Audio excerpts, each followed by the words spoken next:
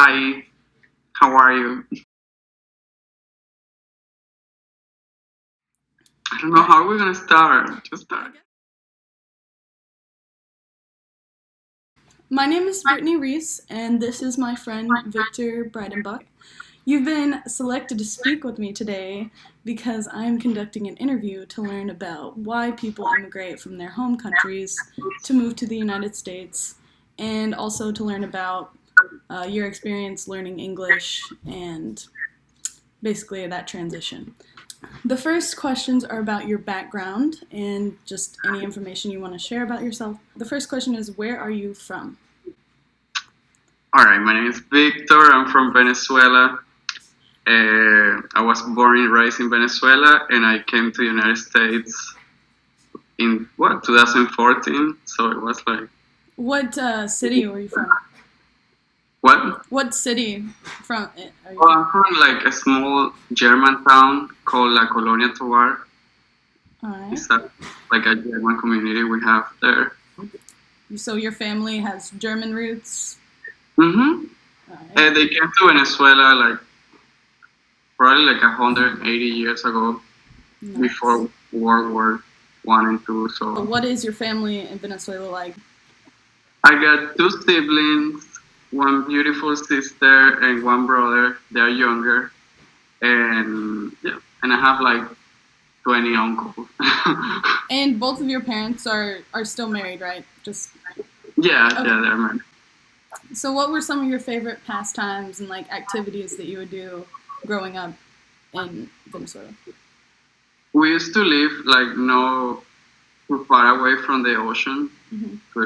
so we will go like every weekend Awesome. to just like see the ocean and swim. It was beautiful.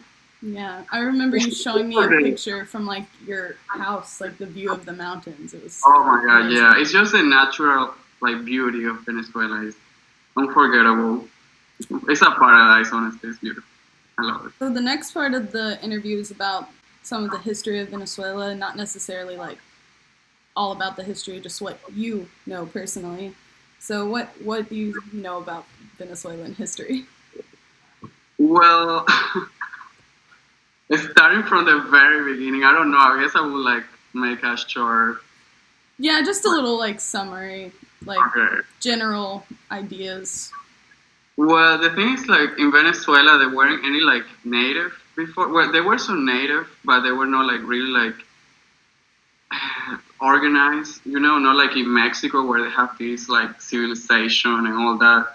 So when the Spanish people came, it was easier to like take over Mm-hmm. the land, and yeah, that happened in like the 1500 when the Columbus came to Venezuela on his third trip, I think, and yeah, after that we. What about some like more current history, like from around like your childhood? Well, the thing is, like, I don't really remember anything because we have been having a lot of dictatorships Yeah. through all the time. So basically the only one president I knew was Hugo Chavez, Mm-hmm. uh, and he stayed in power like forever, like 15 years. Yeah.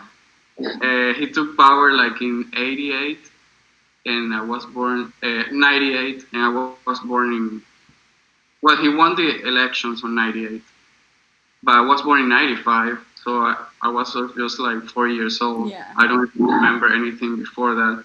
But after that, it's just being a socialist dictatorship that controls people. How did you feel about the presidency of Hugo Chavez as a kid? Like, was it like a weird time? Like, because I know I've read about his presidency and like he seemed like a definite, almost like a dictator in a way. Well, the thing is that he came and everybody loved him because he was like giving free housing to people, like the people in bad situations. Yeah. And like free housing, free healthcare, and all that. So people love him for that. It was like a huge thing, but that never worked. You cannot get free things forever. Somebody Yeah. has to pay for that. So he basically continued doing that for years and like taking private banks to the government and things like that to the Mm-hmm. point like the economy collapsed. And I knew this was coming because it was like, where is he taking all this money from? It was obviously. So then I decided to step out. Mm-hmm. Around in like how old were you when the economy I started to was like collapse? 18 years old. I graduated from high school, and then I decided to come to the States to study engineering. All I right. studied English for 2 years first, and then I went to the engineering school for 2 years. Nice. What is one part of your country's history that you're proud of, or what is something that makes you proud to be Venezuelan? Well, if we talk about history, the things like the history is so messed up because Yeah.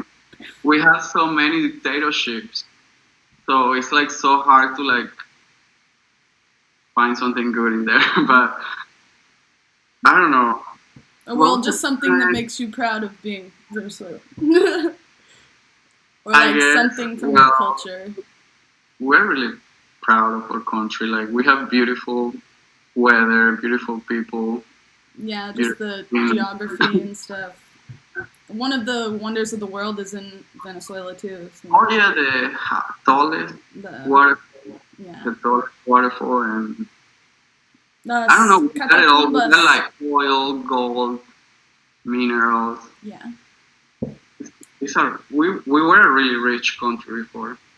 So the next part is about social turmoil in Venezuela, which you kind of already talked about, which kind of started around when the economy collapsed during Hugo Chavez being president. So when did that social turmoil become apparent to you? Like what like when did it start to affect you?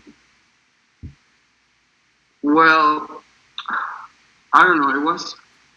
I guess it was just whenever I graduated from high school that I was looking for schools around, and the best schools, like the best universities, were in the capital, Yeah. Caracas. And by that time, my uncle was already being murdered. To like, they tried to steal his car and they Oh. killed him. And I knew how like scary the So people were insect. like stealing Yeah, from other and people? I didn't want to move to Caracas. Basically, the best schools are in there, and if I didn't want to move there, so then I decided to like I need to do something different. So did you ever feel unsafe during this period of time? Oh yeah, absolutely. Oh, especially because I'm gay. That was another thing. Like these socialist Yeah. regimes, they are usually not very Accepting. accepting. Yeah. And to the point, whenever I saw like Hugo Chavez was not gonna give up, Hmm. he was He gonna was be just there like forever. digging deeper and The deeper. first, the first thing he did whenever he got in power was to change the constitution. So now he will have the right to be reelected Yeah. because that didn't happen before. And then he changed it that way. He could be like he was like 4 years before, and he changed it to 6 years. Hmm. That he be in power and be reelected. And he started like controlling the Supreme Court and everything to the point he was not gonna like get out of there easy. So I decided to. I didn't see like a end to that, and I And didn't want to wait there till we finally get free. So yeah. Do you think with Maduro it's improved at all or kind of just maintained? it's the same thing. The thing is like when Maduro got in power, the oil prices went down. Yeah. So Chavez was like giving free things away because the oil prices were good. Yeah. But when Maduro got in power, like everything just started collapsing. This final part is about how you were impacted by political issues. We've kind of already answered most of them, but so I'll just ask you this one about how is your family today? How are they faring? Because I know they still live there, or most of them still live there, right? Yeah, all of them actually. Um, well, my family, we used to have like restaurant. My mom used to have a German restaurant. My father used to have a bakery Mm-hmm. and a mini mart, and all of them are like closed down now. Wow. They all broke, and they all like went broke whenever I was here in the United States. So they told me to come back home, and I didn't know what to do. So that's when I decided to stay here. Yeah. Is your family like able to like find jobs today, or? No, they have to sell my house Yeah, and do a smaller house, and I remember you telling me they're that. like they're like hanging in there Just barely, trying. yeah. I know you already said that an instance about your uncle getting robbed, but were there any other times that your family was harmed, either physically or financially, due to poor social conditions in Venezuela? Mm, oh my god, they have been like being like stolen their phones and things like that, but not like that like big deal. It's Yeah, not like they were in danger to die or something like that. yeah. But definitely scary. You cannot just walk around with your phone on your hands because they will like take it away from you. You said that when you came to the United States, you took courses on English or learning English. Well, it's a work in progress. So, but I came and I studied like a year and a half, basically like 2 years in a ESL, Mm. and then I went to community college to take like engineering classes. And when you went to that community college, were all of your classes like fully in English? Yeah, yeah, all of them. Did you find it hard to understand, or were you able to understand after just those couple years? Well, the thing is, like my first year, I didn't know anything. Yeah. I basically didn't know what your welcome was. So I No. think my first day in the airport was crazy. So it was hard at the beginning, but with the ESL classes, Mhm. English as a second language, they worked me. They were good. What do you think was the most effective, like, for helping you to learn English? Like, what kind of activities did they do? Like speaking out loud, or listening activities, or just like pencil and paper all the time? Like, Well, we'll have like regular classes in a classroom, mm-hmm. like listening and speaking. We'll have a lab time where we have to like go to the computer lab and speak to the computer, and they will like record you and correct you. Mm-hmm. But honestly, what helped me the most was to like go out and speak to regular people every day. Yeah. That's what helped you like get it faster, I guess. But you always need grammar, and of course, so Yeah. it's good to So have it like kind of a. was mostly just like real life practice with a little bit of support from the class. Mhm. Yeah. Mhm. That's cool.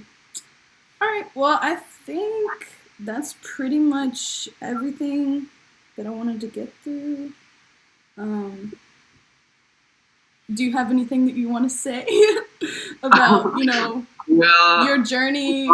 it's really a pleasure because it's nice to like tell my side of my point of view. That way, people know that there is a lot of people that go for socialism, and it's really nice to have free healthcare and all that. I, I like that, but the thing is like honestly, nothing is free. The money has to come out somewhere from somewhere. Yeah. So that never end up good. So I don't know. I just like to share my point of view Yeah. to Americans who don't really Yeah, because have. nobody here has ever really had to go through anything like that. Like, I think that's why I love you so much, is because, like, you have gone through all this crazy stuff, and it's like you're so strong and you're here by Oh, yourself. So, surviving and survival. um, all right. Well, I'm gonna stop recording now, and then we can just.